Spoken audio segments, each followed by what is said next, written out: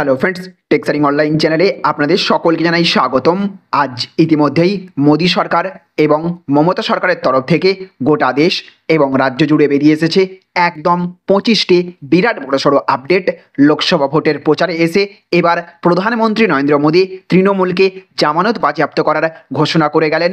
যেভাবে গরিবের টাকা লুট করেছে রাজ্য সরকার, এমনকি আইন এবং সংবিধান ধ্বংস করেছে তৃণমূল, সেই ইস্যুকে হাতিয়ার করে এবার প্রধানমন্ত্রী নরেন্দ্র মোদী রাজ্যের শাসক দল তৃণমূলকে রাজ্য থেকে জামানত জব্দ করার ডাক দিলেন। যদিও এইদিকে মুখ্যমন্ত্রী মমতা বন্দ্যোপাধ্যায়ও রাজ্যে বিজেপিকে 1 ইঞ্চি জমিও ছাড়বেন না বলে স্পষ্ট জানিয়ে দিয়েছেন। শুধু তাই নয়, সাথে সাথে এইদিকে এই লোকসভা ভোটকে মাথায় রেখে প্রচারে বেরিয়ে যখন একের পর এক রাজনৈতিক দল এবং নেতা নেত্রীরা বিভিন্ন অফার প্রতিশ্রুতির মাধ্যমে ভোট কুড়োতে ব্যস্ত, ঠিক তখনই বেরিয়ে আসলো রাজ্যের লোকসভা ভোটে এই মুহূর্তে কোন দল সবচেয়ে বেশি আসন নিয়ে জিততে চলেছে, কার ঝুলিতে সবচেয়ে বেশি ভোট পড়তে চলেছে, কোন কেন্দ্রে কে কোথায় জিততে চলেছে। বেরিয়ে আসলো এক চমকপ্রদ সমীক্ষা, আর এই সমীক্ষা দেখলে আপনিও চমকে উঠতে বাধ্য। শুধু তাই নয়, এইদিকে আবার ঈদের আগেই বিরাট বড়সড় ধাক্কা মুসলিমদের জন্য। ঐতিহাসিক জামিয়া মসজিদে ঈদের আগেই পড়ল তালা, আর এই মসজিদে নামাজ পাঠ করা যাবে না বলে জানিয়ে দেওয়া হলো। শুধু তাই নয়, অন্যদিকে আবার বিজেপির হিরণ চট্টোপাধ্যায় তৃণমূলে যোগ নিয়ে এবার এক গোপন তথ্য ফাঁস করে দিলেন। তৃণমূলের অভিষেক বন্দ্যোপাধ্যায় দেবকে পাশে নিয়ে স্পষ্ট জানিয়ে দিলেন কিভাবে তার দলীয় কার্যালয়ে এসে হিরণ তৃণমূলে যোগ দিতে চেয়েছিলেন। সেই তথ্য জনসমক্ষে আনলেন এবার অভিষেক বন্দ্যোপাধ্যায়। এইদিকে কেন্দ্রীয় গোয়েন্দা সংস্থার ওপর হামলা নিয়ে একদিকে যেখানে রাজ্যের মুখ্যমন্ত্রী পরিস্থিতি সামাল দিতে নেমেছেন, ঠিক তখনই সুর চড়াতে শুরু করেছে বিভিন্ন বিজেপি নেতারা। আর এই দিকে আবার এই লোকসভা ভোটে যেখানে সিপিএমকে কড়া বিরোধী হিসেবে তুলে ধরেছেন মুখ্যমন্ত্রী, ঠিক সেখানে এবার সিপিএমের সঙ্গে সম্পর্ক করে এক জায়গায় সিপিএমকে প্রার্থী করেছেন মুখ্যমন্ত্রী মমতা বন্দ্যোপাধ্যায়ের। এই নিয়ে এবার হাটে হাঁড়ি ভাঙলেন শুভেন্দু অধিকারী। অন্যদিকে আবার এনআইএর ওপরে হামলা নিয়ে মমতা বন্দ্যোপাধ্যায় মুখ্যমন্ত্রীতেও থেকে সরে দাঁড়াবেন কিনা শুরু হয়েছে এক তুমুল জল্পনা। আর এই খবরে তোলপাড় পড়ে গেছে গোটা বঙ্গ রাজনীতি। আজকের ভিডিওতে এই সমস্ত বিষয় নিয়েই থাকবে বিস্তারিত আলোচনা। আর আলোচনা শুরু করার পূর্বে প্রথমেই আমরা চোখ রাখবো আজকের অতি গুরুত্বপূর্ণ বেশ কয়েকটি তাজা হেডলাইন্সের দিকে। তো দেখুন, আজকের হেডলাইন্সে বলা হচ্ছে 0 থেকে 3 লোকসভায় জিততে পারেন বাংলার বামেদের এই 3 প্রার্থী।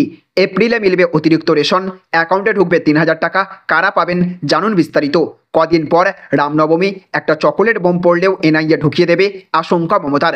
গরিবের জন্য টাকা পাঠিয়েছে কেন্দ্র, আর সেই টাকা লুট করেছে টিএমসি। আক্রমণ মোদির। নববর্ষের আগেই সুখবর, ফের ডিএ বাড়ছে পশ্চিমবঙ্গের রাজ্য সরকারি কর্মীদের। দেখুন আপডেট।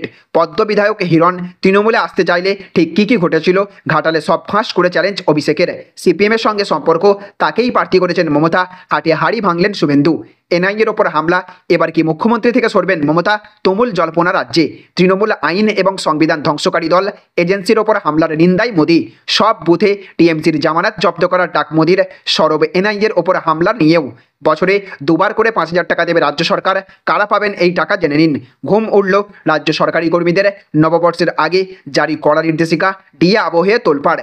গরম কমানোর জাদুকাঠি নিয়ে হাজির বৃষ্টি, সঙ্গী কালবৈশাখী, 7 জেলায় জারি কমলা।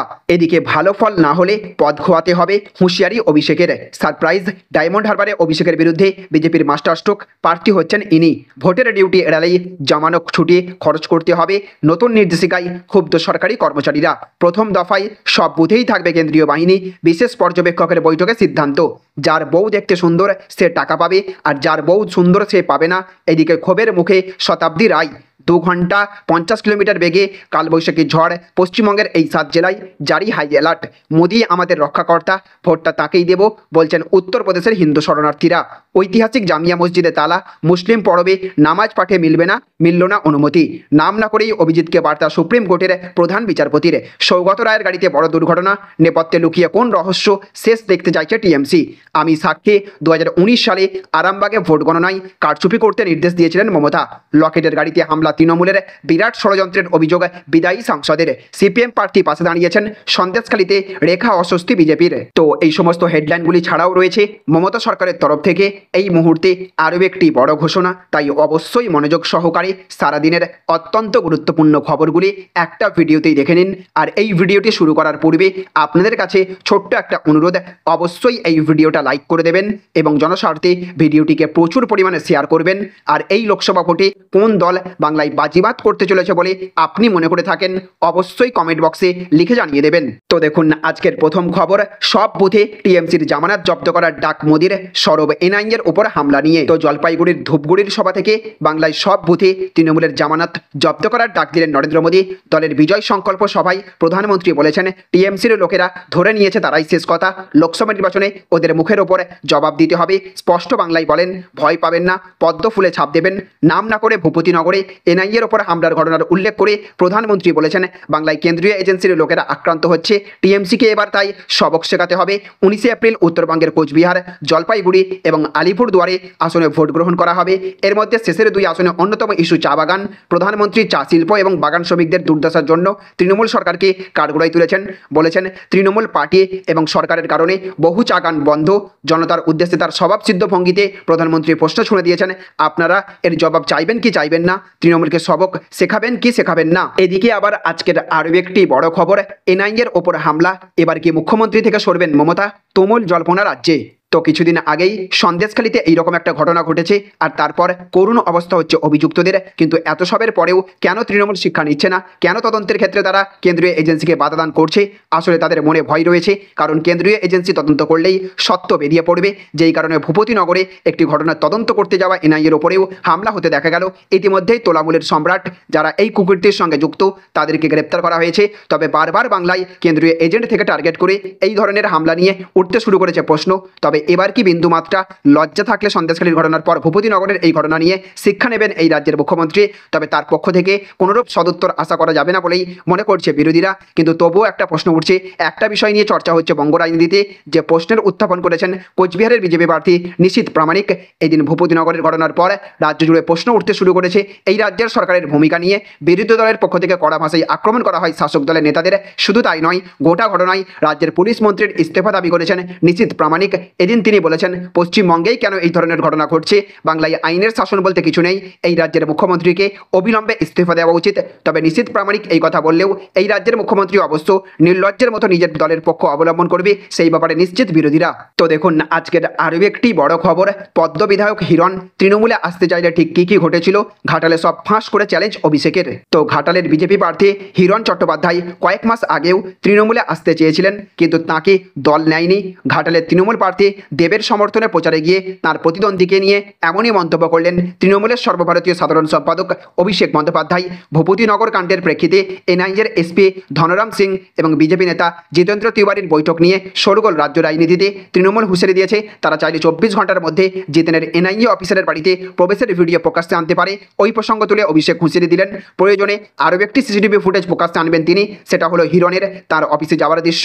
দেবকে পাশে নিয়ে অভিষেক বলেছেন, এখানে যাকে বিজেপি দাঁড় করিয়েছে সে 6 মাস 8 মাস আগে আমার দপ্তরে এসেছিল। অভিষেক যখন এই মন্তব্য করেন, তার পাশে দাঁড়ানো দেবকে হাসতে দেখা যায়। অভিষেক বলেন, তৃণমূলে ঢোকার জন্য এসেছিল, আমি দরজা বন্ধ করে দিয়েছি, ঢুকতে দিইনি। তারও সিসিটিভি ফুটেজ আছে, তাকেও বলবো মিথ্যে কথা বলো, কিন্তু বেশি বলতে নেই। এদিকে আবার আজকের আরও একটি বড় খবর, আমি সাক্ষী 2019 সালে আরামবাগে ভোট গণনায় কারচুপি করতে নির্দেশ দিয়েছিলেন মমতা। তো গত লোকসভা নির্বাচনে আরামবাগ কেন্দ্রে তৃণমূলের জয় নিয়ে বিস্ফোরক দাবি করলেন বিজেপি নেতা শুভেন্দু অধিকারী। বললেন, আরামবাগে ইভিএম লুকিয়ে রেখে তৃণমূলকে জেতাতে নির্দেশ দিয়েছিলেন খোদ মুখ্যমন্ত্রী মমতা বন্দ্যোপাধ্যায়। বলে রাখি, সেই নির্বাচনে তৃণমূল প্রার্থী আফরিন আলী 1142 ভোটে জিতেছিলেন। আসন্ন নির্বাচনে আর ওই কেন্দ্রে বিদায়ী সাংসদকে প্রার্থী করেনি তৃণমূল। এই দিন শুভেন্দুবাবু বলেছেন, গতবার চন্দ্রকোনায় 16টা মেশিন লুকিয়ে রেখে তপন রায়কে হারানো হয়েছিল। আমি তৃণমূলে ছিলাম 19 সালে। মমতা বন্দ্যোপাধ্যায় নিজে পশ্চিম মেদিনীপুরের জেলাশাসককে ফোন করে ওই 16টা মেশিন গুনতে দেননি, অকেজো বলে ঘোষণা করিয়েছেন। আমি তার সাক্ষী, উনি করিয়েছেন মমতা বন্দ্যোপাধ্যায়। এই সিট বিজেপিকে জনগণ গতবারই দিয়েছে। এদিকে আবার আজকের আরও একটি বড় খবর, কদিন পর রামনবমী, একটা চকোলেট বোম পড়লেও এনআইএ ঢুকিয়ে দেবে আশঙ্কা মমতার। তো ভূপতিনগরে এনআইএর ওপর হামলার অভিযোগে এখন তপ্ত বঙ্গ রাজনীতি, কেন্দ্র রাজ্য সংঘাত চরমে। হেমতাবাদের সভা থেকে এনআইএর বিরুদ্ধে সরব হয়েছেন মুখ্যমন্ত্রী। পুরুলিয়াতেও সেই সভা, সেখান থেকেও একই সুর চড়িয়েছেন তিনি। মুখ্যমন্ত্রীর বক্তব্য, মানুষ প্রতিবাদ করলেই এনআইএকে ব্যবহার করা হচ্ছে। কি বলেছেন মুখ্যমন্ত্রী বলেছেন, যাদের মাটির বাড়ি তাদের একটাই কথা বলতে চাই, মোদী সরকার বিজেপি সরকার কিন্তু আপনাদের জন্য কোনো টাকা দেয়নি, 100 দিনের কাজের টাকা দেয়নি। আমাদের সরকার 59 লক্ষ জব কার্ড হোল্ডারদের টাকা দিয়েছে। যারা নাম লেখাবেন ওদের কথাই মনে রাখবেন, আপনার নামটা কেটে দেবে। খবরদার ওই পথে পা দেবেন না। মাটির বাড়িতে এখনও যারা পদ্মফুল আঁকছেন ওরা ভাঁওতা। যে মেয়েটা যেটা আমার সঙ্গে বিছানায় শোই তার পদবি বাউরে, আমরা সব ধর্মের লোককে নিয়ে চলি। পুরুলিয়া থেকে যাকে জিতিয়েছিলেন তিনি কি করেছেন? আজ পর্যন্ত কিছু করেছেন নাকি? ছবি লাগিয়ে দিয়েছে, আমার ছবি তো মুছে দিয়েছো, ঠিক আছে নির্বাচনের সময়, কিন্তু প্রধানমন্ত্রীর ছবি কেন লাগিয়ে রেখেছো? মানুষ যখন প্রতিবাদ করছে তখন এনআইএকে ঢুকিয়ে দিচ্ছে, গদ্দারের এলাকায় মধ্যরাতে মহিলাদের ঘরে এনআইএকে ঢুকিয়ে দিচ্ছে, পুলিশ জানতেও পারলো না। পুলিশের ড্রেস পরে আগে তো সিংহ নন্দীগ্রামে অনেকে নোংরামও করেছেন, মা বোনেরা প্রতিবাদ করলো, তাদের বিরুদ্ধে ডায়েরি করে দিয়েছে, বলছে তৃণমূলের সব বুথ সভাপতিকে গ্রেপ্তার করো। তো দেখুন আজকের আরও একটি বড় খবর, 0 থেকে 3 লোকসভায় জিততে পারেন বাংলার বামেদের এই 3 প্রার্থী। তো এক সময় বাংলার শাসক দল হিসেবে থাকা বামফ্রন্ট এখন শূন্যতে নেমে গিয়েছে। বিধানসভা হোক অথবা লোকসভা, কোনো নির্বাচনেই তাদের কোনো প্রার্থী জয়লাভ করতে পারছেন না। 2024 লোকসভা নির্বাচন নিয়েও একাধিক সমীক্ষাকারী সংস্থা ফের তারা শূন্যতে থাকবে তেমনটাই মনে করছে। তবে এইসবের মধ্যেই বামেদের মুখে হাসি ফোটালো একটি সমীক্ষা, যেখানে সংস্থা বারবার মনে করছে বামেরা 2024 লোকসভা নির্বাচনেও বাংলায় খাতা খুলতে পারবে না। সেই জায়গায় কয়েকজন অধ্যাপকের তরফ থেকে করা সমীক্ষায় জানানো হচ্ছে এবার অন্ততপক্ষে বামেরা বাংলায় 3টি আসনে জয়লাভ করতে পারে। যে সকল অধ্যাপকরা এমন সমীক্ষা চালিয়েছেন তারা ইন্ডিয়ান স্ট্যাটিস্টিক্যাল ইনস্টিটিউটের অধ্যাপক। ওই সংস্থার তরফ থেকে রাজ্যের যে 3টি লোকসভা কেন্দ্রে বামফ্রন্ট জয়লাভ করতে পারে বলে মনে করা হচ্ছে সেই 3টি কেন্দ্র হলো শ্রীরামপুর, দমদম এবং কৃষ্ণনগর লোকসভা কেন্দ্র। এছাড়াও যাদবপুর, কলকাতা দক্ষিণ এবং হাওড়া লোকসভা কেন্দ্রে বামফ্রন্ট যথেষ্টভাবে ভোট পাবে এবং লড়াইয়ে থাকবে বলেও দাবি করা হয়েছে। মূলত তাদের তরফ থেকে এই 6টি লোকসভা কেন্দ্রেই সমীক্ষা চালানো হয়েছে। তো দেখুন আজকের আরও একটি বড় খবর, সিপিএম এর সঙ্গে সম্পর্ক, তাকেই প্রার্থী করেছেন মমতা, হাটে হাড়ি ভাঙলেন শুভেন্দু। তো যে বাম বিরোধিতার মধ্যে দিয়ে তৃণমূলের জন্ম, এখন সেই তৃণমূল কংগ্রেস বিজেপিকে সরানোর জন্য আবার সর্বভারতীয় স্তরে সিপিএম নেতাদের সঙ্গে এক টেবিলে বসে ফ্রিজ ফ্রাস খান। সত্যিই তৃণমূলের রাজনৈতিক আদর্শ বলে যে কিছু নেই এটা প্রতি মুহূর্তে স্পষ্ট হয়ে যাচ্ছে। বাংলাতেও সেই রকম বেশ কিছু ইঙ্গিত পাওয়া গিয়েছে। আর একেবারে তৃণমূলের প্রার্থী সম্পর্কে হাটে হাড়ি ভেঙে দিয়ে এবার শুভেন্দু অধিকারী যে কথা বললেন, তারপর আরও স্পষ্ট হয়ে গেল যে এই রাজ্যে সিপিএম এর সঙ্গে বেশ ভালোই মধুর সম্পর্ক করে ফেলেছে তৃণমূল কংগ্রেস। এদিন তারকেশ্বরে আরামবাগের বিজেপি প্রার্থীর সমর্থনে প্রচারে যান রাজ্যের বিরোধী দলনেতা শুভেন্দু অধিকারী। আর সেখানেই তৃণমূলের তরফে যে মিতালি বাগকে প্রার্থী করা হয়েছে তার সম্পর্কে বিস্ফোরক মন্তব্য করেছেন রাজ্যের বিরোধী দলনেতা। তিনি বলেছেন তৃণমূল এখানে যাকে প্রার্থী করেছে সে হচ্ছে সিপিএম নেতার কন্যা, সিপিএম এর দৌলতে সে অঙ্গনওয়াড়ি চাকরি পেয়েছে, তাকে তৃণমূল প্রার্থী করেছে। অর্থাৎ শুভেন্দু অধিকারী এই কথা বলে বুঝিয়ে দিতে চাইলেন যে সিপিএম এর সঙ্গে এখন বেশ ভালোই সেটিং করে নিয়েছে এই রাজ্যের শাসক দল। বিজেপিকে সরাতে গিয়ে তারা নিজেদের বাম বিরোধী যে আদর্শ তা থেকে সরে এসেছে। আর এটাতেই তৃণমূল কংগ্রেসের চরম অস্বস্তি ভোটের মুখে বৃদ্ধি পাবে বলেই মনে করছেন রাজনৈতিক বিশেষজ্ঞরা। তো দেখুন আজকের অন্তিম আপডেট, ঐতিহাসিক জামিয়া মসজিদে তালা, মুসলিম পরবে নামাজ পাঠে মিলল না অনুমতি। তো জামিয়া মসজিদে তালা আর নামাজ পাঠ করা যাবে না শ্রীনগরের এই বিখ্যাত মসজিদে। কেন এমন সিদ্ধান্ত প্রশাসনের?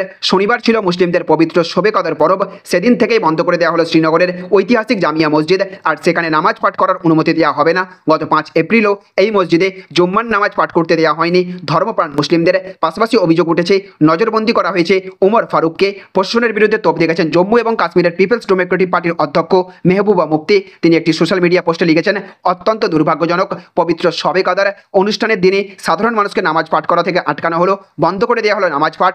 মিরবাইজকে ফের একবার নজরবন্দি করা হলো। ভূমি, সংবিধান, ধর্ম, কাশ্মীরিদের আর কোন কোন জিনিস থেকে বঞ্চিত করবেন আপনারা? প্রশাসনের তরফে জামিয়া মসজিদ বন্ধ করে দেওয়া হয়েছে। ফলে আলবিদা জুম্মার নামাজ পাঠের জন্য অনুমতি দেওয়া হয়নি কাউকে। নামাজ পাঠের জন্য ডাল লেকের হটে হজরত বলে অসংখ্য মুসলিমকে জড়ো করা হতে দেখা যায়। এই দিনটিকে তারা কুদ্দস দিবস হিসেবে পালন করেন। কাশ্মীরের একাধিক মসজিদ এবং তীর্থস্থলায় এদিকে প্যালেস্তাইনের নাগরিকদের জন্য আল্লাহর কাছে প্রার্থনা জানানো হয়। তাহলে ফ্রেন্ডস বুঝতে পারলেন, এই ছিল আজকের কয়েকটি গুরুত্বপূর্ণ আপডেট।